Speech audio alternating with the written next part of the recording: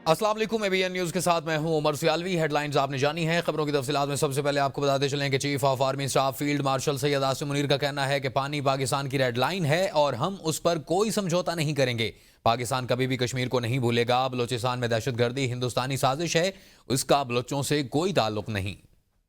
हिंदुस्तान जान ले, कश्मीर का कोई सौदा मुमकिन नहीं, पानी पाकिस्तान की रेड लाइन है। फील्ड मार्शल आसिम मुनीर का दो टोक ऐलान। Chief of army staff field marshal Syed Asim Munir ने कहा, पानी पाकिस्तान की रेड लाइन है और हम इस पर कोई समझौता नहीं करेंगे। उन्होंने कहा, पाकिस्तान कभी भी कश्मीर को नहीं भूलेगा। बलोचिस्तान में दहशतगर्दी हिंदुस्तानी साजिश है, इसका बलोचों से कोई ताल्लुक नहीं। मुख्तलिफ यूनिवर्सिटियों के वाइस चांसलर्स, प्रिंसिपल्स और सीनियर असातिज़ा से मुलाकात में फील्ड मार्शल सैयद आसिम मुनीर ने कहा, पाकिस्तान को एक मजबूत रियासत बनाना है जहां इदारे कानून और आइन के मुताबिक आवाम के लिए काम करे। जब कौम मुत्तहिद हो जाए तो दुनिया की कोई ताकत इसे शिकस्त नहीं दे सकती। शुरा ने कहा कि ये जो महफूज धरती है इसके पीछे वर्ती है और पाकिस्तान की फौज पर मुकम्मल एतमाद का इजहार किया। Chief of army staff Syed Asim Munir ने असातिज़ा से कहा, पाकिस्तान की कहानी आपने अपनी नस्लों को सुनानी है। उन्होंने असातिज़ा को कौम का सबसे बड़ा सरमाया करार देते हुए कहा, आज वो जो कुछ है वालिदैन और असातिज़ा की बदौलत है। उनका कहना था कि नई नस्ल की तरबियत और किरदार साजी असातिज़ा की अहम जिम्मेदारी है।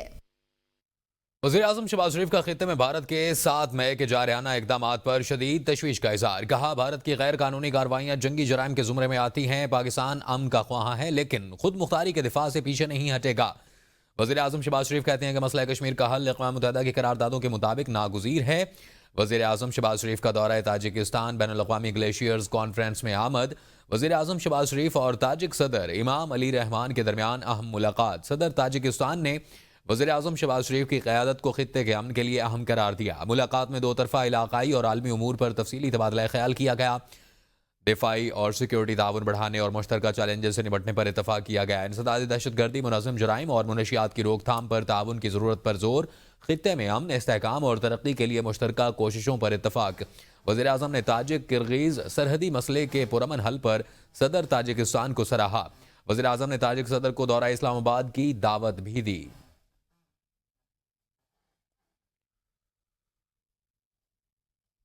खैबर पख्तूनख्वा और बलूचिस्तान में सिक्योरिटी फोर्सेज की कार्रवाइयां। भारतीय हिमायत याफ्ता 12 दहशतगर्द हलाक। ISPR के मुताबिक सिक्योरिटी फोर्सेज ने खैबर पख्तूनख्वा और बलूचिस्तान में खुफिया इतलात की बुनियाद पर कार्रवाइयां करते हुए फितना अल हिंदुस्तान के 12 खवारिज को हलाक कर दिया। ISPR के मुताबिक खैबर पख्तूनख्वा में की गई कार्रवाई में 7 दहशतगर्द मारे गए। फायरिंग के तबादले में पाक फौज के 4 जवान मादर वतन पर कुर्बान हो गए।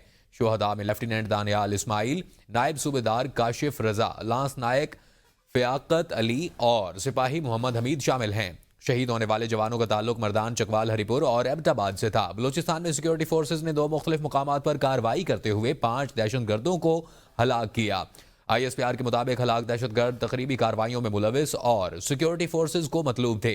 कार्रवाई के दौरान भारी मिकदार में असलहा और गोला बारूद भी बरामद कर लिया गया। ISPR के मुताबिक कार्रवाइयां भारतीय हिमायत याफ्ता दहशतगर्दों के मुकम्मल खात्मे के लिए जारी ऑपरेशन का हिस्सा हैं। वज़ीर आज़म मोहम्मद शहबाज शरीफ का शुमाली वज़ीरिस्तान और चित्राल में फितना अल खवारिज के खिलाफ ऑपरेशन में 7 दहशतगर्दों को जहन्नुम वासिल करने पर सिक्योरिटी फोर्सेज को खिराज तहसीन पेश। वज़ीर आज़म ने सिक्योरिटी फोर्सेज के जवानों की शहादत पर इज़हार अफसोस किया। वज़ीर आज़म ने कहा, इंसानियत के दुश्मन दहशतगर्दों के मज़मूम अज़ाइम खाक में मिला देंगे।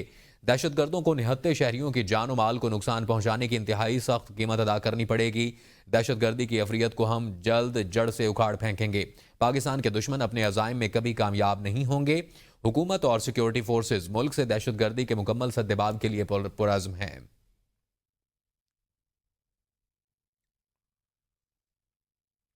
अक़वाम मुत्तहिदा में अमन मिशन में शामिल अहलकारों को खिराजी अक़ीदत पेश करने के लिए तकरीब का इनकाद। तकरीब में 2 पाकिस्तानी फ़ौजी अहलकारों को भी खिराजी अक़ीदत पेश किया गया।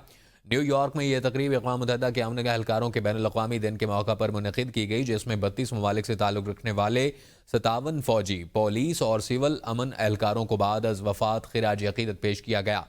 इन एहलकारों ने गुज़श्ता साल दुनिया भर के अमन मिशन में खिदमात सर अंजाम देते हुए जान का नजराना पेश किया था। बाद अज़ वफ़ात दिया जाने वाला डॉग हैमर گولڈ میڈل سپاہی محمد طارق اور حوالدار احسن اللہ خان کو دیا گیا۔ اقوام متحدہ کے سیکرٹری جنرل انتونیو گوتریس نے تقریب کی صدارت کی اور شہید ہونے والے اہلکاروں کو خراج عقیدت پیش کیا۔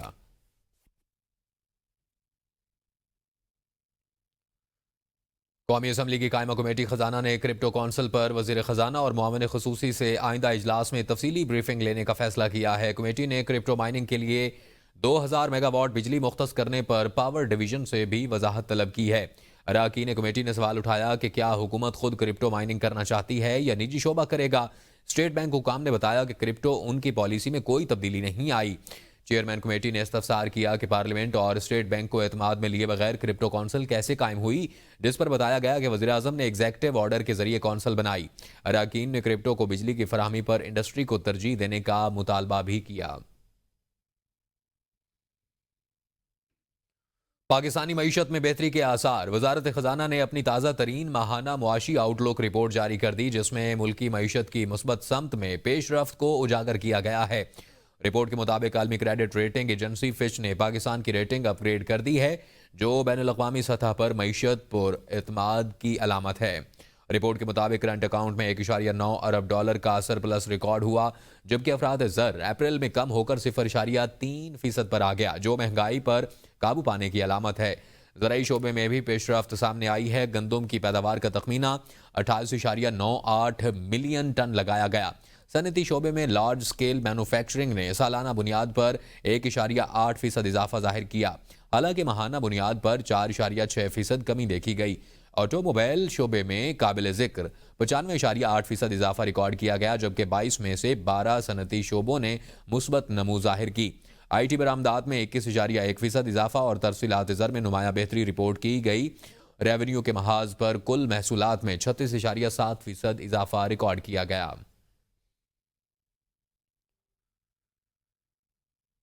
سینیٹر سیف اللہ ابڑو کی صدارت میں سینٹ کی اقتصادی امور کمیٹی نے Dasu hydro power transmission line منصوبے میں مبینہ کرپشن پر شدید تحفظات کا اظہار کیا۔ 3 سال سے معاملہ ایجنڈے پر ہونے کے باوجود کوئی پیش رفت نہ ہونے پر کمیٹی نے متعلقہ حکومتی افسران کو دوبارہ طلب کیا اور 600 ملین روپے کی کرپشن کی تحقیقات کی ہدایت دی۔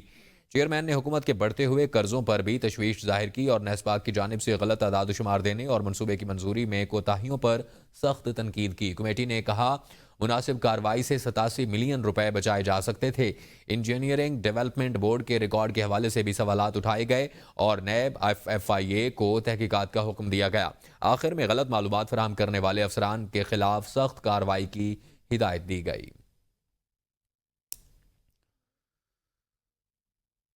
وفاقی وزیر توانائی اویس لغاری نے کہا ہے کہ دیامر بادشاہ ڈیم سے پانی کی دستیابی بڑھے گی، مگر سستی بجلی کا حصول ممکن نہیں۔ بادشاہ ڈیم کی بجلی مہنگی بھی ہوگی۔ اسلام آباد میں بجلی کے شعبے میں تبدیلیوں پر ورکشاپ سے خطاب میں اویس لغاری نے کہا حکومت سستی اور دستیاب بجلی بڑھانے کی کوشش کر رہی ہے۔ حکومت کو بجلی کی خرید و فروخت سے نکالا جا رہا ہے۔ اس بات کو یقینی بنائیں گے کہ نجکاری سے صارفین کی مشکلات میں اضافہ نہ ہو۔ وزیر توانائی کا کہنا تھا کہ 3 یا 4 سال میں پاور سیکٹر لاسز کو ختم کرنا چاہتے ہیں۔ پاکستان کو بنیادی لوڈ کے لیے کوئلہ اور گیس سے بجلی پیداوار بڑھانا ہوگی۔ انہوں نے مزید کہا کہ بلوچستان میں ٹیوب ویلز کو شمسی توانائی پر لانے سے سالانہ 60 ارب روپے کی بچت ہوگی۔ آپ کو بتاتے چلیں کہ وفاقی وزیر توانائی اویس لغاری نے کہا ہے کہ ہائیڈرو پاور داسو ڈیم سے جو بجلی پیدا ہوگی یہ ممکن نہیں کہ وہ سستی ہو سکتا ہے کہ وہ بجلی مہنگی بھی ہو۔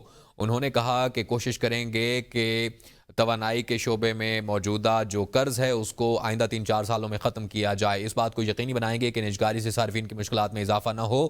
وزیر توانائی کا کہنا تھا کہ 3 یا 4 سال میں پاور سیکٹر لاسز کو ختم کرنا چاہتے ہیں۔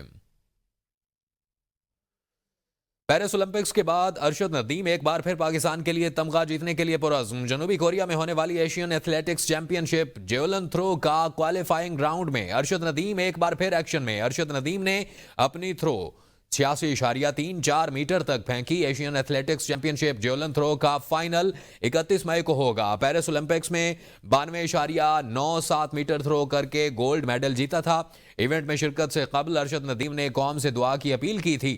مقابلے میں بھارتی کھلاڑی یش نے پہلی بار میں 76.67 میٹر کی تھرو پھینکی۔ آپ کو بتائیں کہ ایشین ایتھلیٹکس چیمپئن شپ کوالیفائنگ راؤنڈ میں ارشد ندیم نے تھرو پھینک کر اپنے 86.34 میٹر ریکارڈ کیا ہے. بھارتی کھلاڑی یش نے پہلی بار میں 76.67 میٹر کی تھرو پھینکی ہے اور ارشد ندیم ایک اور تمغہ جیتنے کے لیے پرعزم ہیں. پیرس اولمپکس کے بعد ارشد ندیم ایک بار پھر پاکستان کے لیے تمغہ لے کر آنے کے لیے میدان میں اتر پڑے ہیں. جنوبی کوریا میں ہونے والی ایشین ایتھلیٹکس چیمپئن شپ جیولن تھرو کا کوالیفائنگ راؤنڈ میں ارشد ندیم ایک بار پھر ایکشن میں.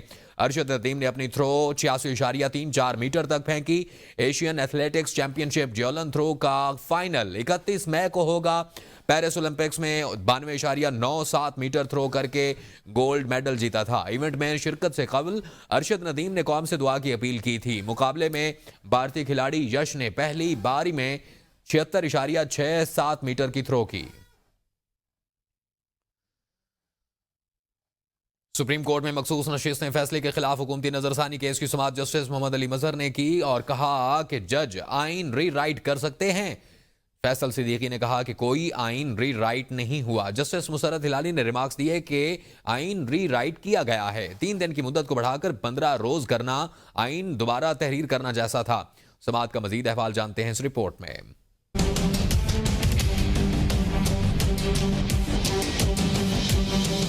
مخصوص نشست نے فیصلے کے خلاف حکومتی نظرثانی کیس کی سماعت کے دوران جسٹس امین الدین کی سربراہی میں 11 رکنی آئینی بینچ نے سماعت کی. سنی اتحاد کونسل کے وکیل فیصل صدیقی نے دلائل دیے کہ بینچ نے وکیل کو تمام تحریری معروضات دینے کی ہدایت کی. جسٹس مسرت ہلالی نے پوچھا کہ صاحبزادہ حامد رضا اپنی جماعت سے نہیں لڑے, پھر پارلیمانی جماعت کیوں بنائی؟ فیصلے میں 3 دن کو بڑھا کر 15 دن کرنا آئین دوبارہ تحریر کرنے جیسا تھا. فیصل صدیقی نے ریمارکس دیے کہ کوئی آئین ری رائٹ نہیں کیا گیا. سنی اتحاد کونسل کے وکیل فیصل صدیقی نے مخصوص نشستیں پی ٹی آئی کو ملنے کا موقف اپنایا تو جسٹس امین الدین نے ریمارکس دیے کہ یہ آپ اپنے لیے مسائل پیدا کر رہے ہیں. فیصل صدیقی نے کہا نشستیں پی ٹی آئی کو یا ہمیں ملیں ایک ہی بات ہے. جسٹس جمال مندوخیل نے ریمارکس دیے کہ آپ کی فلم تو پھر فلاپ ہو جائے گی. فیصل صدیقی نے جسٹس امین الدین کی نظر کو چیل سے تشبیہ دی تو جسٹس جمال مندوخیل نے کہا کہ تعریف کرنا کوئی آپ سے سیکھے. جسٹس مسرت ہلالی نے چیل نہیں شاہین کی درستگی کرائی. فیصل صدیقی نے کہا کہ لگتا ہے نظرثانی میں نے دائر کی, سارے سوال مجھ سے ہو رہے ہیں, ہم مزاحمت کریں گے, ہم نے ناانصافی کے سامنے ہار نہیں ماننی. جسٹس مسرت ہلالی نے فوری کہا کہ یہ کھلی دھمکی ہے. سپریم کورٹ نے کیس کی سماعت 16 جون تک ملتوی کر دی. مخصوص نشستیں پی ٹی آئی کا حق ہے, اس کے بغیر عوامی نمائندگی کا حق ادا نہیں ہو سکتا. پی ٹی آئی رہنماؤں کی میڈیا سے گفتگو. Chairman P T I barrister Gohar نے کہا توقع ہے سپریم کورٹ سے ہمیں انصاف ملے گا. مخصوص نشستیں اس جماعت کا حق ہے جس کو عوام نے ووٹ دیا. ہماری جیتی ہوئی سیٹوں کے مطابق ہمیں مخصوص نشستیں ملیں گی. سلمان اکرم راجہ نے کہا کہ الیکشن کمیشن کی وجہ سے افراتفری کا عالم ہے. الیکشن کمیشن نے اپنا آئینی فرض ادا نہیں کیا. 8 ججز نے کہا کہ الیکشن کمیشن اپنی ذمہ داریاں نبھانے میں ناکام رہا. عوام میں امید ہے کہ انشاءاللہ تعالی سپریم کورٹ سے ہم توقع تو رکھتے ہیں ہر حال میں کہ ہمیں انصاف ملے گا. انصاف پہ مبنی آئین کے روح کے مناسبت سے فیصلے ہوئے, اس کی انٹرپریٹیشن ہوا تو پاکستان تحریک انصاف اور امید ہے انشاءاللہ تعالی یہ سیٹیں ہماری ہیں, ہمیں ملے گی اور ہمیں ملنے چاہیے. ہم یہ امید کرتے ہیں انشاءاللہ تعالی. دیکھیں یہ مقدمہ پی ٹی آئی کا یا ایس آئی سی کا مقدمہ نہیں ہے, یہ مقدمہ پاکستان کے عوام کا مقدمہ ہے. یہ ایس آئی سی یا پی ٹی آئی کا مقدمہ نہیں ہے, یہ پاکستان کی جمہوریت کا مقدمہ ہے. ہم نے یہ فیصلہ کرنا ہے کہ کیا 8 فروری اور اس کے بعد جو واقعات ہوئے ان کے نتیجے میں پاکستان کی جمہوریت پر ایک حملہ ان اداروں نے کیا جن کا کام تھا جمہوریت کا استحکام پیدا کرنا, جمہوریت کو فروغ دینا. 8 جج صاحبان نے یہ کہا کہ الیکشن کمیشن اپنی ذمہ داری نبھانے میں ناکام رہا. الیکشن کمیشن وہ کچھ نہیں کر سکا جو آئین اس سے توقع کرتا ہے. آپ کو بتائیں کہ 190 ملین پاؤنڈ کیس اسلام آباد ہائی کورٹ نے 5 جون سماعت کے لیے مقرر کر دیا ہے. بانی پی ٹی آئی اور بشرا بیبی کی سزا معطلی کی درخواست سماعت کے لیے مقرر. قائم مقام چیف جسٹس سرفراز ڈوگر اور جسٹس محمد آصف سماعت کریں گے. گزشتہ ہفتے پی ٹی آئی لیڈرشپ نے کیس مقرر کرنے کی استدعا کی تھی. اسلام آباد ہائی کورٹ میں 190 ملین پاؤنڈ کیس میں سماعت رہائی کے لیے بشرا بی بی اور بانی پی ٹی آئی کی سزا معطلی کی درخواستیں سماعت کے لیے مقرر کر دی گئی ہیں. قائم مقام چیف جسٹس سرفراز ڈوگر اور جسٹس محمد آصف سماعت کریں گے. آپ کو بتائیں گزشتہ ہفتے پی ٹی آئی نے کیس مقرر کرنے کی استدعا کی تھی. آپ کو بتائیں کہ اسلام آباد ہائی کورٹ میں 190 ملین پاؤنڈ کیس سزا معطلی کے خلاف بانی پی ٹی آئی اور بشرا بی بی کی سزا معطلی کی درخواستیں سماعت کے لیے مقرر کر دی گئی ہیں. کراچی سپر ہائی وے کے قریب ٹریفک حادثے میں 2 خواتین جاں بحق ہو گئیں۔ ریسکیو حکام کے مطابق ٹریفک حادثے میں 2 بچیوں سمیت 3 افراد زخمی ہو گئے۔ ریسکیو حکام نے لاشوں اور زخمیوں کو ٹراما سینٹر منتقل کر دیا۔ آپ کو بتائیں کراچی سپر ہائی وے کے قریب افسوسناک حادثہ پیش آیا ہے جس میں 2 خواتین جاں بحق ہو گئی ہیں اور ٹریفک حادثے میں 2 بچیوں سمیت 3 افراد زخمی۔ ذرائع کا بتانا ہے کہ لاشیں اور زخمیوں کو ٹراما ہسپتال منتقل کر دیا گیا ہے۔ آپ کو بتائیں سپر ہائی وے کراچی کے قریب ٹریفک کا افسوسناک حادثہ پیش آیا۔ 2 خواتین جاں بحق ہو گئیں جبکہ حادثے میں 2 خواتین جاں بحق ہوئی ہیں اور 3 افراد زخمی ہوئے۔ 2 بچیاں بھی ان میں شامل ہیں جنہیں ٹراما سینٹر منتقل کر دیا گیا ہے۔ پنجاب میں سرکاری افسران کی مالی بے ضابطگیاں تھم نہ سکیں۔ رمضان نگہبان پیکیج 2024 میں مالی بے ضابطگیوں، نااہلی وصول کنندگان اور ڈیٹا کی ناکامی کے سنگین انکشافات سامنے آ گئے۔ آڈیٹر جنرل آف پاکستان کی حالیہ رپورٹ میں سرکاری افسران کی جانب سے کی گئی اربوں روپے کی مالی بے ضابطگیوں کا انکشاف ہوا ہے۔ آڈٹ رپورٹ کے مطابق 1 ارب 63 کروڑ کے پیکٹ لاہور، رحیم یار خان، فیصل آباد اور راولپنڈی میں 4,41,000 وصول کنندگان کو نہیں ملے۔ غیر اہل 9,300 سرکاری ملازمین نے 3 کروڑ 46 لاکھ کا راشن ہڑپ کیا۔ لاہور سے غیر اہل سرکاری ملازمین کی تعداد 4,305، رحیم یار خان سے 961، فیصل آباد سے 2,211 اور راولپنڈی سے ملازمین کی تعداد 1,823 ہے۔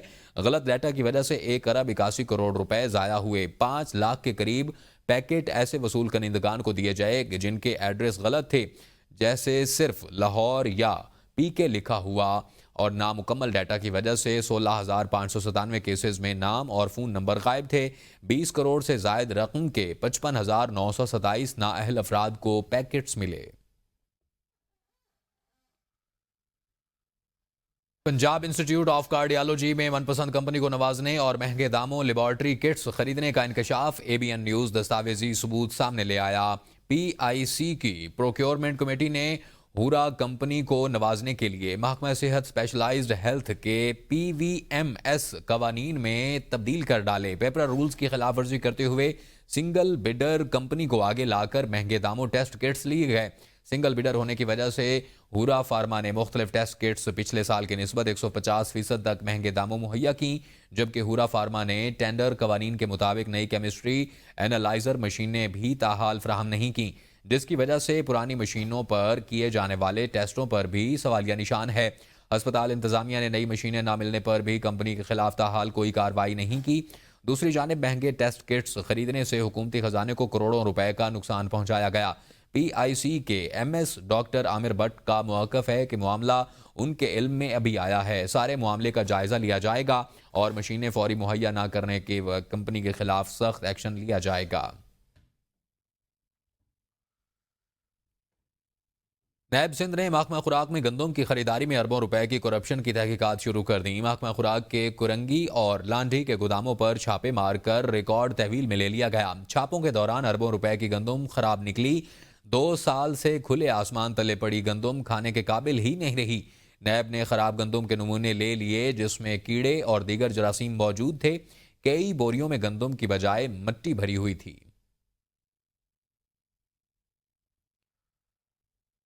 بھارتی ریاستی دہشت گردی کے مزید شواہد منظر عام پر آ گئے۔ IG پولیس آزاد کشمیر کے مطابق 17 اپریل 2025 کو آزاد کشمیر پولیس نے دہشت گرد ڈاکٹر عبدالرؤف کو افغانستان میں موجودگی کے شواہد کے پیش کیے گئے۔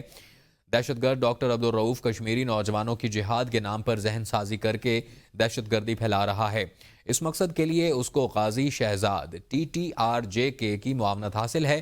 دہشت گرد ڈاکٹر عبدالرؤف اور غازی شہزاد کے اہداف میں پاکستان اور آزاد کشمیر کے اندر سرکاری افسران، دفاتر، عوامی اجتماعات اور اہم دفاعی تنصیبات شامل ہیں۔ اس بات کے شواہد بھی سامنے آئے کہ کشمیری نوجوان افغانستان سے تربیت لے کر بھارتی ایجنسیوں کے ساتھ مل کر دہشت گردی کرتے ہیں۔